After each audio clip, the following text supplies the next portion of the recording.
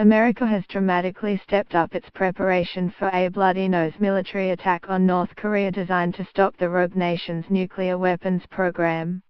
The Telegraph in the UK reports there are fears diplomacy will not resolve the problem, with sources to US officials confirming military options were being worked up.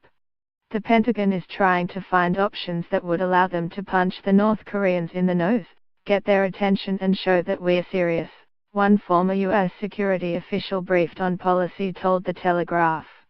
According to the report, one option on the table is destroying a launch site before it is used by North Korea for a new missile test, while stockpiles of weapons could also be targeted. Mattis gives US troops a pep talk at Guantanamo. On a rare visit to the home of the US military's prison for terror suspects, DEFense Secretary Jim Mattis offered a pep talk Thursday to American troops, and urged them to always be ready for war. "I need you to be at the top of your game," he told an assembly of several hundred troops, citing their roles both as a fighting force and as a positive example to a politically divided America of how to work together. The unannounced visit was the first by a DEFense Secretary since Donald H. Rumsfeld came here in January 2002, shortly after the first prisoners arrived from Afghanistan. Mattis did not discuss the Trump administration's plans for the detention center, nor did he visit it. But he stressed the importance of keeping the Navy base as a U.S. toehold in southeastern Cuba. He said it will not be abandoned, regardless of the future of the prison.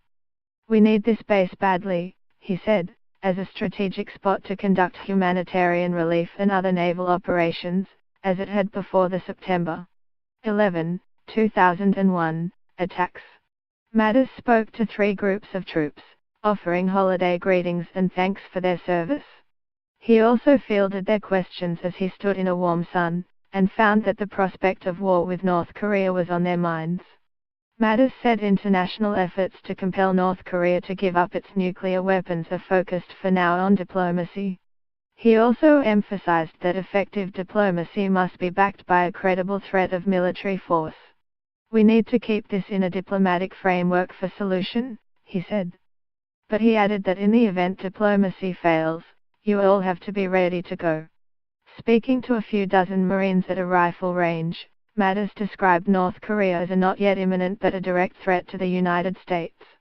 At another point, at an outdoor movie theater where troops and civilian staff had gathered, Mattis said that during the Cold War, U.S. leaders had been confident that Russia and China did not want to start a nuclear war. "That may be an assumption we cannot make with North Korean leader Kim Jong-un," he said.